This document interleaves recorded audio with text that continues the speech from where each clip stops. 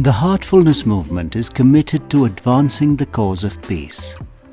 Every year, on September 21st, the International Day of Peace, Heartfulness brings people together to exchange ideas, share experiences, and meditate for peace.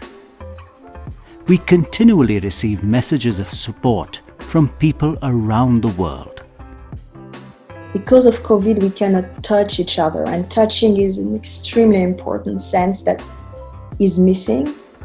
But we can still do the same thing at the same time and being fully connected to a point of our virtual skin can touch one another.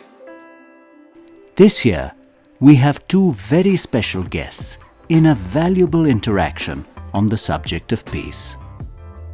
Jeremy Gilley is an actor, filmmaker, and the founder of Peace One Day. In September 2001, as a result of Jeremy's efforts, a General Assembly resolution was unanimously adopted by the UN, establishing 21st September as an annual day of global ceasefire and non-violence. Daaji is the Heartfulness Guide, author, and spiritual mentor to millions around the globe. Under his guidance, the Heartfulness movement has spread to almost every country in the world. He is committed to the cause of providing free meditation training to one and all, regardless of race, religion, gender, or economic status. It will be interesting to listen to the interaction between these two extraordinary people. One committed to furthering world peace, and the other committed to helping people discover inner peace. We will also feature special messages from internationally acclaimed actor and writer Kabir Bedi and renowned film director Shekhar Kapur. This will also be the world premiere of the Peace Anthem, specially written, composed and recorded by Grammy award-winning composer Ricky Cage.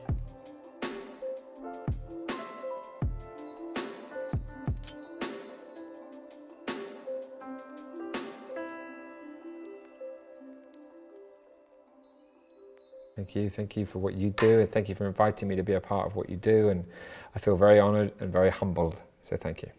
Thank you. Good to see you, Jeremy. I have heard a lot about you. I read a bit about you now. I was very impressed with your biography and the work that you do. It is very impressive, and the places you have traveled and establishing peace with various governments, it is marvelous. Thank you. It's been an incredible honor to have had the journey.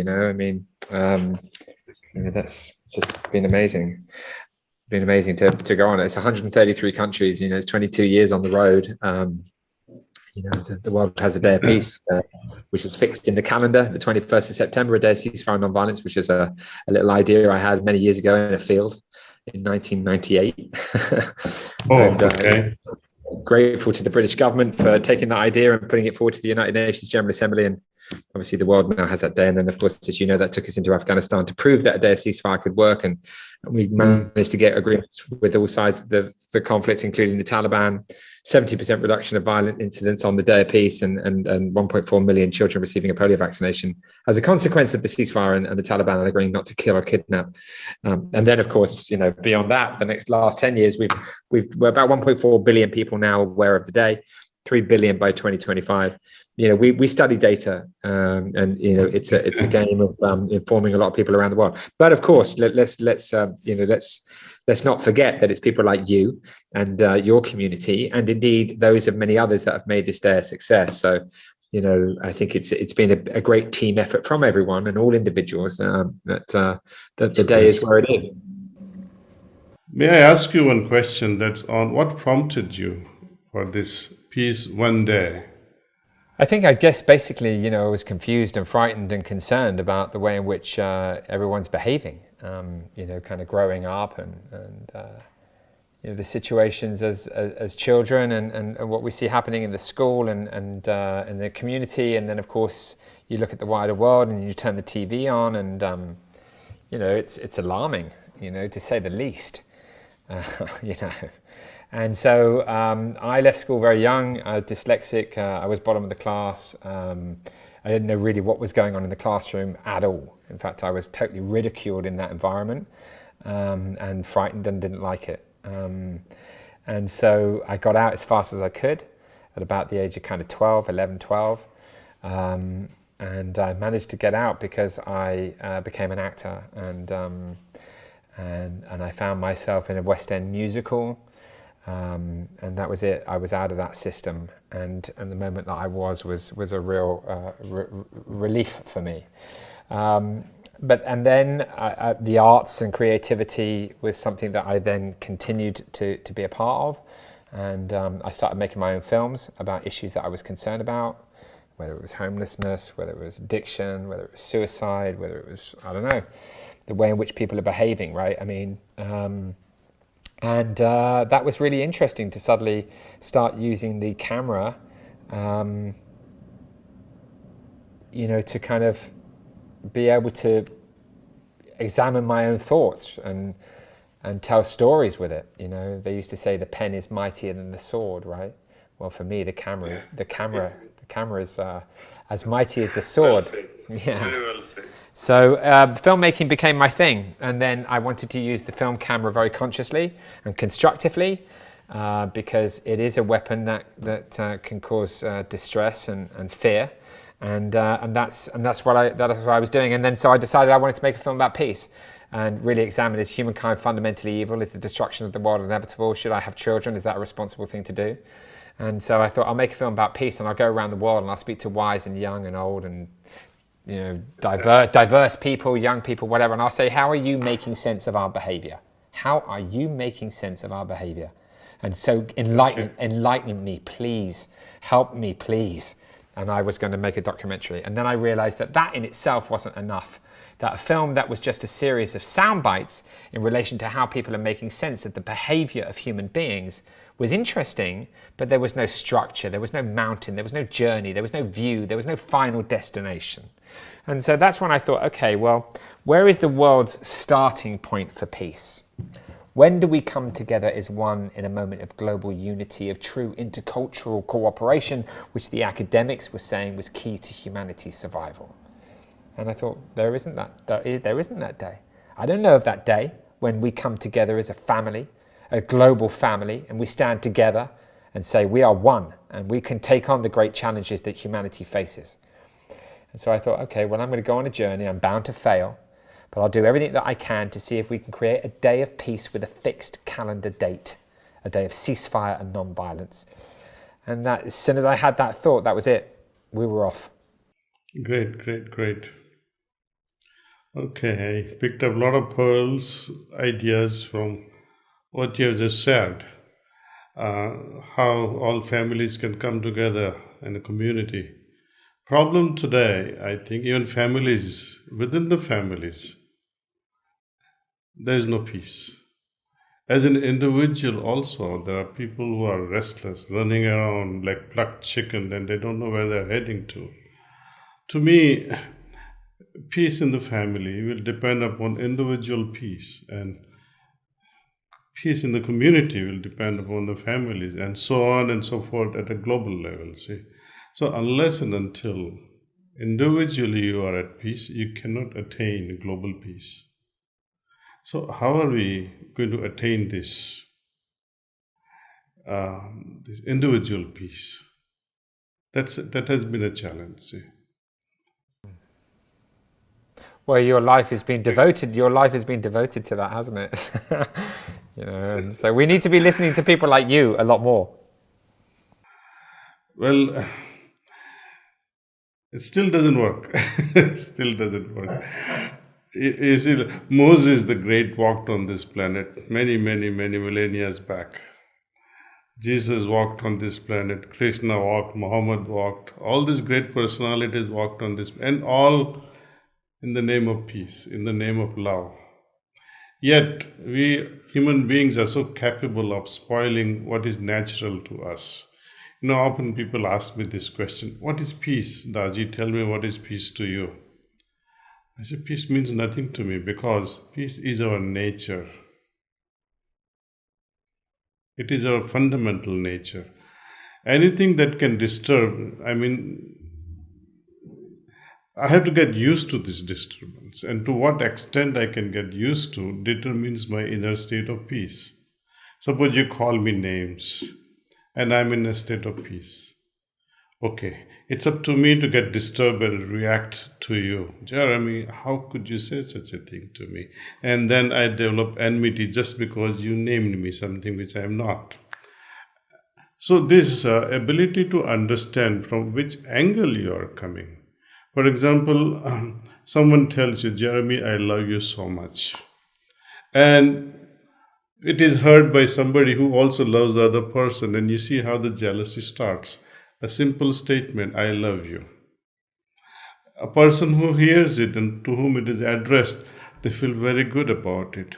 But a person who is seeking that love will feel, oh, it's not my love anymore. So jealousy creeps in. So a lot of understanding is required, a lot of acceptance is required, a lot of, I would say, tolerance. To me, it's not a good word to me. I don't like the word tolerance. I like the word acceptance in place of tolerance. Love and acceptance is the way to go. Tolerance has a very negative connotation. And I think peace, to me, is a basic fundamental nature of every being. What spoils are this anger, jealousy, restlessness. And we need to introduce certain practices, I think, right from preconception. Then during the pregnancy, and then how the childhood travels through this teenage period and adulthood.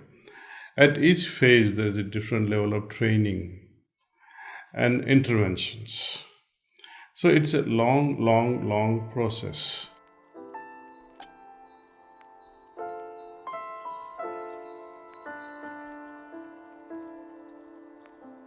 Making peace with the environment is an essential part of the International Day of Peace. We face so many environmental challenges today that threaten our very existence on this planet. Actually, when COVID happened, I thought what's happened is that there is a mirror being placed in front of our civilization, asking us to reflect upon ourselves, and we should look upon what we are doing, what we've been doing. Not that I'm directly blaming what we've been doing for COVID, yet everything that happens on this planet is interconnected. A virus is also a form of life. The idea that a virus is completely separate from us and an invader, we forget that the virus itself is part of nature, and it is nature that is doing all of this to us. After all, our bodies are anyway 90% microbiome, virus, bacteria, bacterium, all of that. And so we are essentially a microbiome, an essential part of all of nature. So we have to understand something, that nature does not love us more than a frog. Nature does not love us more than a snake. Equally, nature does not love us more than a cockroach. And then, because the cockroach too is part of nature, still, if cockroaches could speak, they would say Mother Nature. And nature loves a virus as much as it loves us.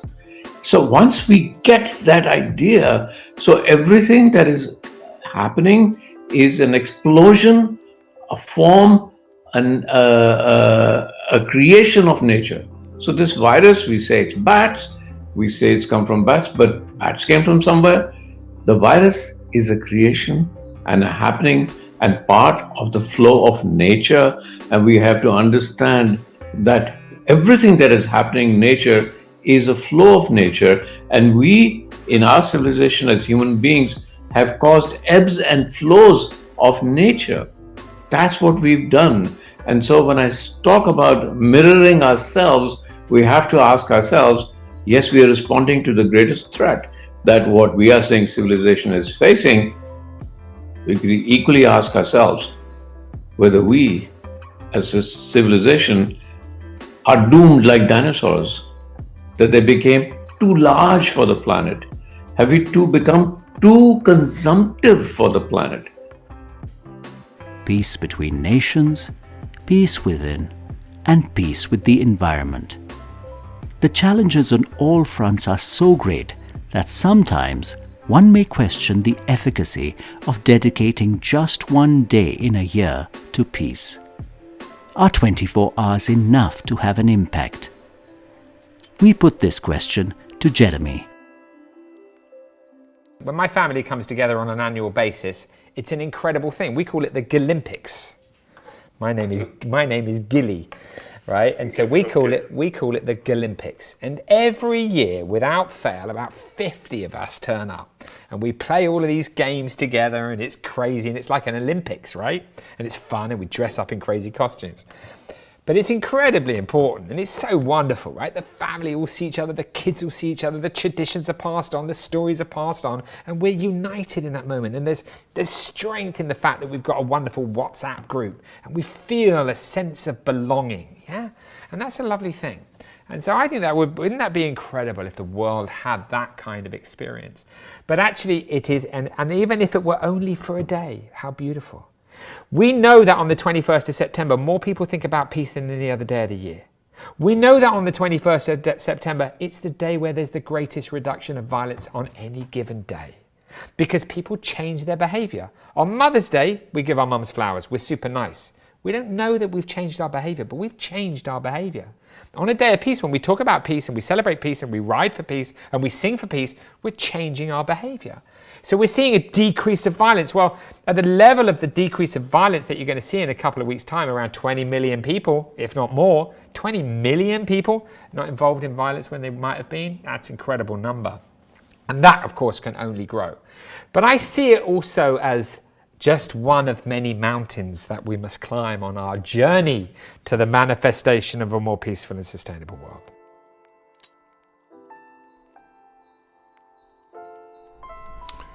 Hi, I'm Kabir Bedi and here to wish you Happy World Peace Day. There's international peace, there's national peace, and there's personal peace. I think the majority of people on this planet want peace. So world peace begins with personal peace. I found meditation to be an extremely powerful source of inner peace. I think Daaji's system of Heartfulness Meditation is also a very powerful way of bringing inner peace to people. Inner peace, personal peace. So let's pray for peace, let's meditate for peace, and through our collective desire for peace, let's promote the idea of world peace. Happy World Peace Day. Eventually, it is the youth that will decide whether the seeds of peace, planted on days like today, continue to grow. They inherit a challenging and volatile world, and their choices will be crucial to the future of the planet. We asked Jeremy and Daaji if they have a message for these young people. On the 21st of December, we will create a show for young people, for them to share their hopes, their fears and their dreams. Young musicians under the age of 30, actors, panelists and space transformers. The show is called Space Transformers. It's about young people who are transforming the space around them with the one agenda of humanity, saving humanity. Incredible. Because that generation under the age of 30 is going to have a really big, serious situation on their hands, of course, as we know. And so anything that we can do to bring them together, to share stories that we hope then inform and inspire and engage other people is really crucial. For me, young people are clearly the key to humanity survival. Since the beginning of the journey, I've spoken in 133 countries to young people. It was always the most important thing to us. Try to inspire a young person to know that they can make a difference, that they can change the world, that their actions count, that our future is in their hands. And that's just incredible. So, that's that I think is the most important thing for me to know, to work towards, to tell stories through film, and the way in which we do, to just to enlighten a young mind to know that irrespective of their qualifications or their physical state or wherever they are or their financial position, that everything that they do is what is going to save humanity, and they can make a huge contribution and a massive difference. Because that's just the truth of it, right? Every tiny action, every one brick in that wall that's united creates that dam which stops the onslaught of a potential situation that we face. So yeah, it's about the youth. It's about young people, and God, if we can play a tiny little part, in making a young person realize that they are the change makers. They are the ones whose individual action is crucial. Then, wow, we've done a good job, right? So, I will work the rest of this day. After this interview, doing everything that we can with the wonderful team that we have to do just exactly that. And so, yeah, it's lovely. Well, everyone, to me, looking for happiness in life. And youth especially today, they need more than ever, I think. Our times were different when we were youth. Today's youth is also quite different. They're quite creative. At the same time, they remain quite restless. For whatever the reason, because they are not settled, maybe they are looking for a job, maybe they are not, they haven't completed their studies, they are not settled in life. How to I have always wondered about how to be happy, how to arrive at peace. This how to principle has always been a challenge to my mind. How do you arrive at peace unless you appreciate this peace? And who doesn't appreciate? That's our basic nature. Unless and until one has peace and remains restless, even if you are given everything in the world, you cannot enjoy that happiness. So one has to arrive at a state of calmness, a peaceful state of mind. And how do you arrive at that? Unless and until you're contemplative. You're having a 360-degree views. And this contemplative mind can be arrived only when you have a focused mind. And how can you arrive at a focused mind? Just as you go to a gym to build your muscles, how do you arrive at a regulated, focused mind? And that's why we keep offering to people at no cost meditation, because meditation prepares your mind, helps you arrive at focused mind, contemplative mind, that makes it more harmonious, more peaceful. So that is my suggestion to youth, that if you really, really want to be happy, be at peace. And peace is the product, or it exposes your inner nature of that you are at peace only through meditation, see. So meditate well if you can. And you don't have to waste even $1. Log in anytime you like at heartfulness.org and learn how to meditate. You won't regret.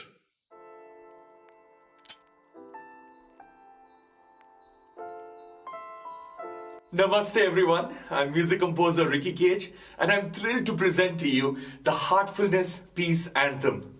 Now this song was created by my good friend Lonnie Park and me, and sung by Lonnie Park and Siddhartha Bellamanu. Along with being a musician, I've always been an environmentalist, and I believe that in order to purify the environment, in order to bring about peace, we have to first purify the mind. So Heartfulness is doing this and so much more, positively changing the lives of millions of people around the world, inspiring love, compassion, universal brotherhood, and peace. And I'm proud to encapsulate this through a song. So here is our song, Heartfulness.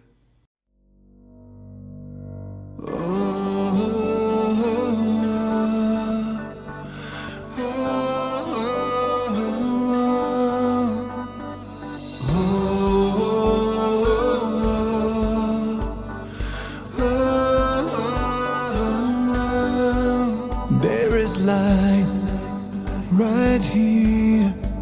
There is light right here. There is light right inside you and me. A beacon that shines for peace. Sahariyam karavavahai. Om Shanti Shanti Shanti.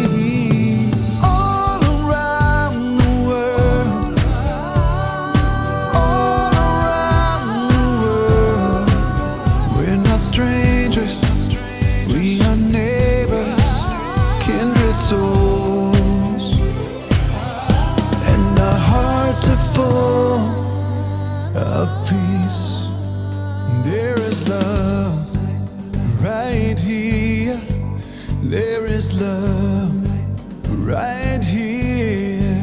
There is love right in the palm of our hands to give and give again. Sahariyam karavavahai. Om Shanti Shanti Shanti. All around the world, all around the world, we're not strangers, we are neighbors, kindred souls, and our hearts are full of love. There is light, there is love. Oh, heartfulness.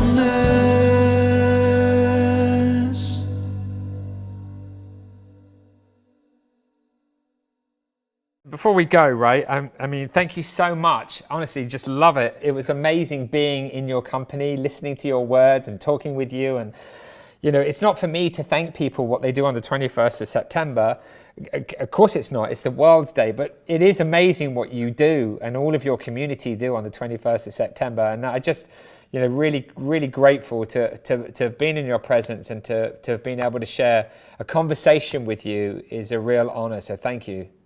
Thank you, Jeremy. And I'm happy. It'll be a wonderful thing that, you know, this little movement, as you say, one brick at a time. And I think little efforts here and there, I think will awaken people and say, okay, we can come together. It's nice. Very nice. Thank you. Thank you. Lovely, lovely. And our hearts are full of love. There is light. There is love. Oh, heartfulness.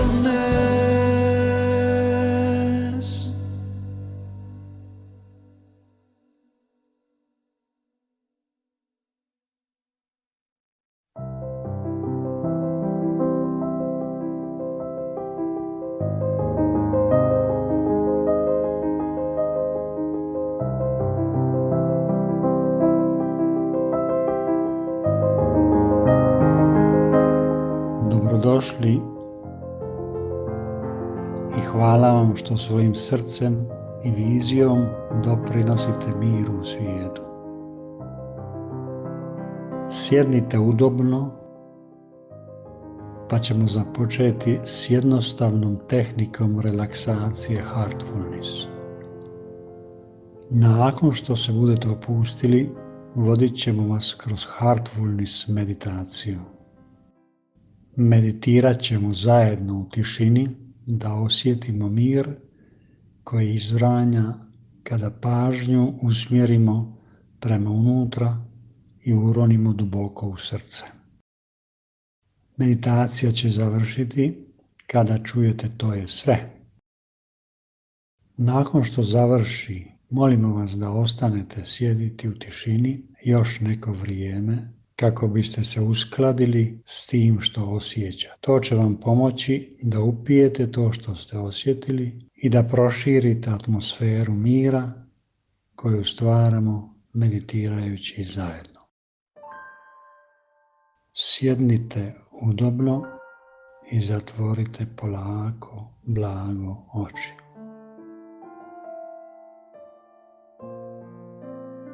Započnite s nožnim prstima,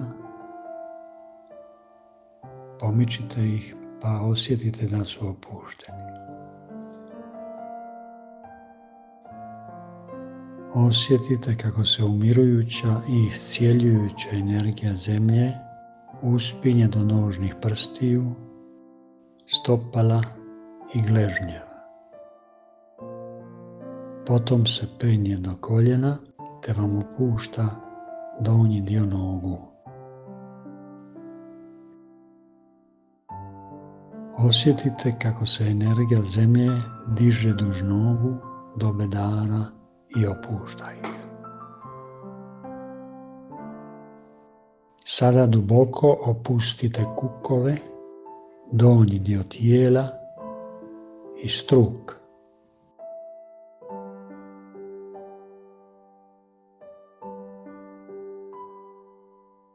Opustite leđa,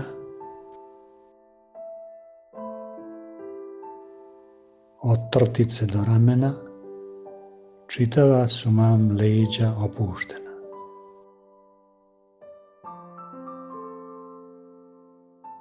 Opustite grudi i ramena, spustite ramena pa osjetite da su opuštena.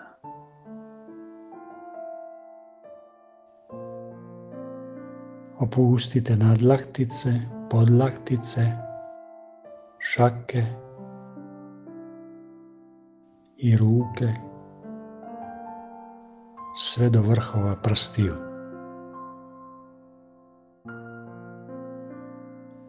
Opustite vratne mišiće,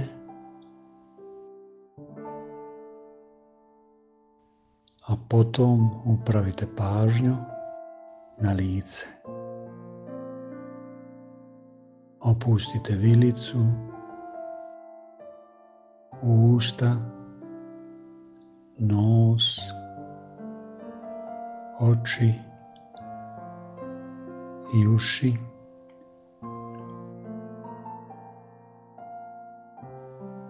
Mišiće lica, čelo, sve do vrha glave.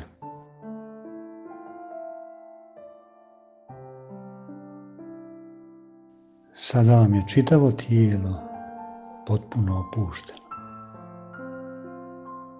Prijeđite sada čitav sustav od vrha glave do nožnog prsta, a ukoliko vas bilo koji dio tijela smeta, napet je ili bolan, uronite ga još neko vrijeme u iscijeljujuću energiju zemlje.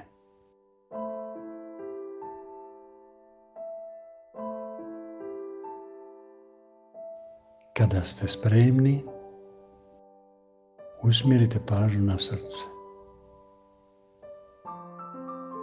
Ostanite na kratko u njemu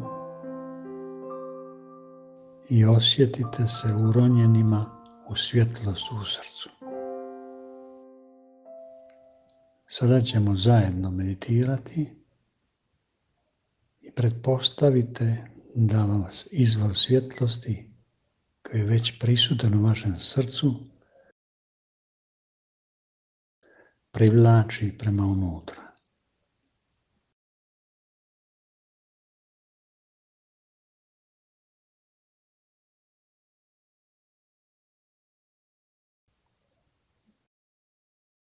Opustite se blago u tom osjećaju, a ako opazite da vam je pažnja odlutala ka drugim mislima, nemojte im se suprotstavljati niti ih zadržavati.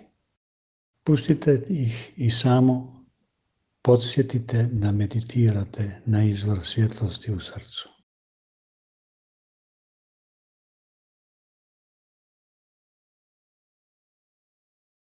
Uronite dublje.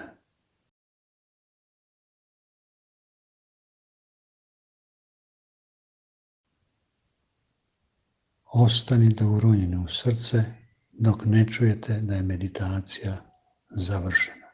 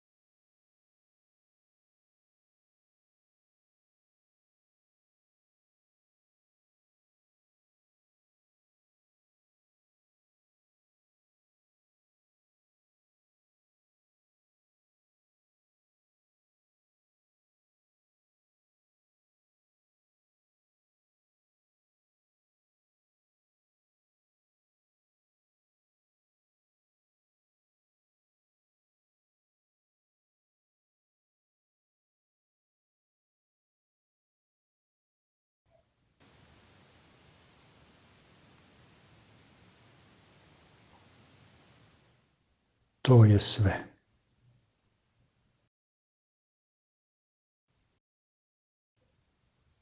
Ostanite zatvorenih očiju još za neko vrijeme, usklađeni s osjećajem, s tim što osjećate.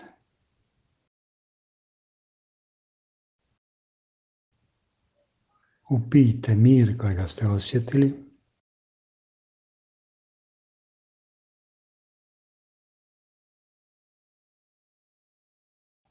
I sada zamislite da se taj mir širi prema vani, prema svima i svemu oko vas.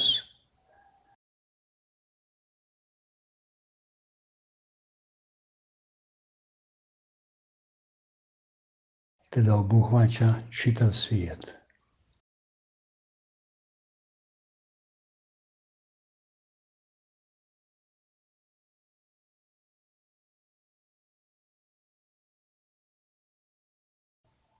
Kada otvorite oči, zaustavite se na trenutak, pa uživajte u tom iskustvu.